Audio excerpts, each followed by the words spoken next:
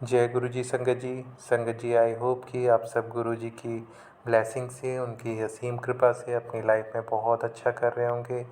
अगर किसी की लाइफ में कोई प्रॉब्लम चल रही है तो आप गुरु जी का ध्यान करें, उनका स्मरण करें, मंत्र जाप करें।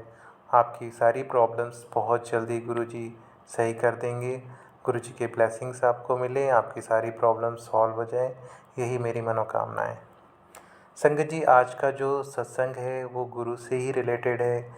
गुरु का हमारे जीवन में क्या महत्व है, गुरु ही हमें इस भवसागर से पार करा सकते हैं, ये सत्संग भी इसी बारे में है। तो चलिए ये प्यारा सा सत्संग स्टार्ट करते हैं। बहुत ध्यान से सुनना। हम में से अधिकांश मोक्ष मार्ग पर चलने की आकांक्षा रखते हैं। हम अपनी कल्पना से या इधर उधर से सुन पढ़कर आध्यात्मिकता के बारे में गलत विचारों का ताना बाना बुन लेते हैं। हमारे विचारों में आध्यात्मिकता का अर्थ हिमालय की किसी गुफा में रहना या फिर देश की लंबाई और चौड़ाई नापना है। हम इससे अनभिज्ञ रहते हैं कि कोई भी आध्यात्म का मार्ग तो केवल गुरु के कमल चरणों में शीश झुकाकर ही पूर्ण हो सकता है। वही हमें इस संसार के मोह माया के जाल से निकालकर आध्यात्म के मार्ग पर अग्रसर कर सकते हैं। गुरु का अर्थ ही अंधकार को नष्ट करने वाला है। हम तो अज्ञान के अंधकार में भटक रहे हैं। केवल गुरु में इतनी शक्ति है कि वह हमें वहाँ से निकालें। गुरु परमात्मा हैं, उनकी उपस्थिति उन्नति के पथ पर अग्रसर कराने के लिए पर्याप्त है। उनके सहयोग से ही तो हम अपने आत्म को प्रकाशमान कर सकते हैं। जीवन में उनके सहयोग से ही आध्यात्मिक ज्ञान संभव है। हमारे धर्म ग्रंथ गुरु चेले के उदाहरणों से भरपूर हैं। हमारे वह समस्त महापुरुष जिन्हें हम भगवान सदृश माना है, उन सब ने मर्त्य रूप में इस पृथ्वी पर अवतरित होकर गुरु से शिक्षा ग्रहण करी थी। कृष्ण संदीपन के चरणों में बैठे तो राम ने वशिष्ठ से उपदेश ग्रहण किया। यीशु ने जान से जॉर्डन नदी के तट पर दीक्षा ली और देवताओं के गुरु बृहस्पति को कौन नहीं जानता। हमारा सौभाग्य है कि हमारी गुरु की खोज में हमें गुरु जी का आशीर्वाद मिला है। वह दिव्यता के मानवीय प्रतिबिंब हैं। वह सर्वज्ञ और सर्वशक्तिमान है। उदारता की बौछार। 1991 में मेरे घुटनों में अभूतपूर्व पीड़ा होती थी। वेदना इतनी अधिक होती थी कि दर्दनाशक औषधियाँ लेने के बाद भी मैं रात भर सो नहीं पाती थी। मैंने एलोपैथी, होम्योपैथी और घरेलू उपचार सब कर लिया, किंतु व्यथा बनी रही। जब मैंने गुरु जी को इससे अवगत कराया तो उन्होंने रसोई में से एक चम्मच मांगकर मेरे घुटनों पर रखकर एक मंत्र का उच्चारण किया। उसी समय दर्द समाप्त हो गया और उसके बाद वह कभी लौट कर नहीं आया। मैं अब भी अपने घर की चौथी मंजिल तक सीढ़ियाँ चढ़ती हूँ और प्रतिदिन 2 घंटे घूमने भी जाती हूँ। कोलकाता में मुझे मियादी ज्वर के पश्चात हल्का ज्वर रहने लगा। उस 1.5 माह में मैंने सब परीक्षण करवा लिए और कई तरह की औषधियाँ भी ली, पर कोई लाभ नहीं हुआ। मेरा विवरण सुनकर गुरुजी ने जैसे ही पान के पत्ते मेरे ऊपर रखे, ज्वर लोप हो गया।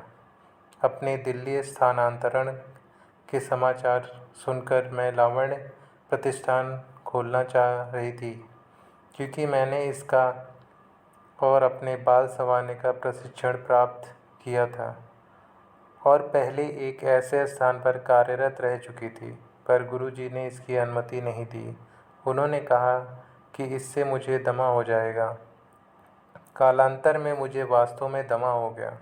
एक दिन मेरी अवस्था इतनी गंभीर हो गई कि मैं अपने जीवन के लिए जूझ रही थी। मुझे सांस लेने में अत्यंत कठिनाई हो रही थी और मुझे प्रतीत हो रहा था कि यह मेरे जीवन का अंत है।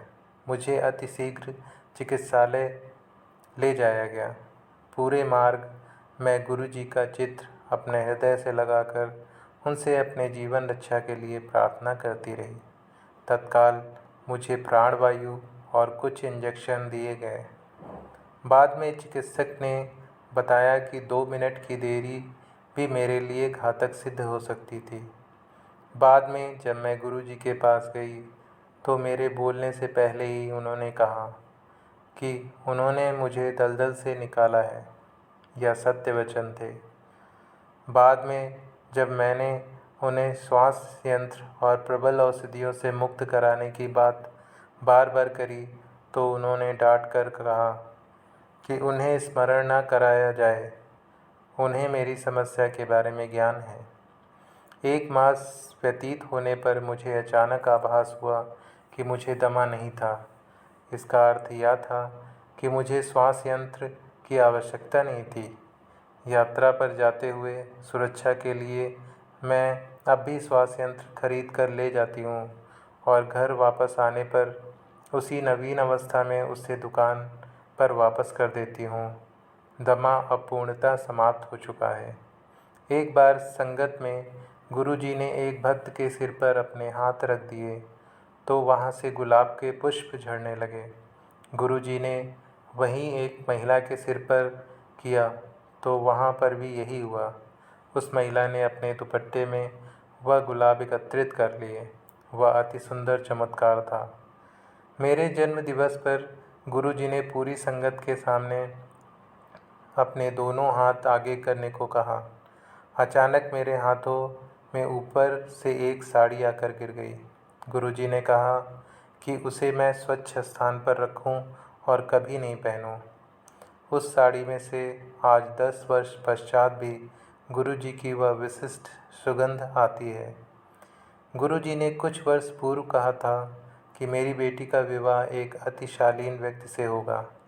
मेरे बिना किसी प्रयत्न के मेरी बेटी का विवाह ऐसे ही घर में हुआ और गुरुजी की कृपा से वह आज 2 बच्चों की माँ है।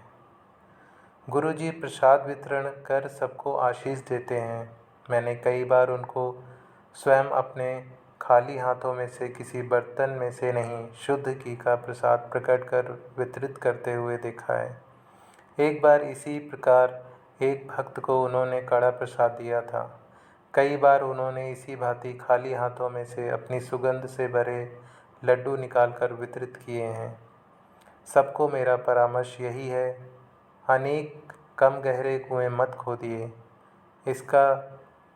इनका जल या तो खारा होगा या जल्दी सूख जाएंगे। एक गहरा कुआं खोदिए जिसका जल आप जीवन भर ग्रहण कर सकें। आध्यात्म का ज्ञान एक गुरु से प्राप्त करने का प्रयास कीजिए। उस ज्ञान के गूढ़ अर्थों को समझिए। कुछ वर्षों तक उनके चरणों में बैठिए। यहाँ वहाँ घूमकर उत्सुकतावश कई लोगों के मध्य बैठकर आप थोड़े ही समय में अपनी आस्था खो सकते हैं।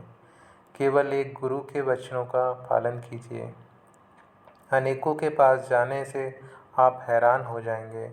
आप किंकर्तव्य विमूढ़ हो सकते हैं। स्मरणीय है कि एक चिकित्सक से आपको निर्धारित औषधि मिलती है, 2 से परामर्श और 3 से दाह संस्कार की विधि। एक गुरु आपको हनुमान जप करने को कहेंगे, दूसरे कहेंगे कि राम नाम जपो। यदि तीसरे के पास गए तो वह प्रतिदिन पूजा करने का परामर्श देंगे। आप इन्हीं बातों में उलझ कर रह जाएंगे। एक गुरु के चरणों में बैठकर उनके निर्देशों का पालन कीजिए। सबको सुनिए पर अनुसरण एक ही को कीजिए। सबको आदर दीजिए पर आस्था एक ही में उचित है। उससे ज्ञान संग्रहित कीजिए और उनके कहे आचरण का ही पालन कीजिए। इस प्रकार आप शीघ्र ही आध्यात्मिकता के कठिन मार्ग पर अग्रसर हो सकेंगे। जय गुरु जी। संगत जी, इस सत्संग में बताया गया है कि गुरु की महानता क्या है, गुरु का हमारे जीवन में कितना महत्व है। मैं आशा करता हूँ कि यह सत्संग आपको अच्छा लगा होगा। संगत जी, अगर आप भी अपना सत्संग शेयर करना चाहते हैं तो डिस्क्रिप्शन बॉक्स में मेरी ईमेल आईडी दी है। आप उस पर भी अपना सत्संग रिकॉर्ड कर या लिख कर भेज सकते हैं। अगर आप व्हाट्सएप पे भी अपना सत्संग शेयर करना चाहते हैं तो मेरा व्हाट्सएप नंबर दिया है, आप वहाँ पे भी शेयर कर सकते हैं। जैसे ही गुरु जी की कृपा होगी आपका सत्संग सभी संगत के साथ शेयर किया जाएगा। जय गुरु जी। जय गुरु जी। संगत जी, शुक्राना गुरु जी, अनंतम अनंतम शुक्राना। जय गुरु जी।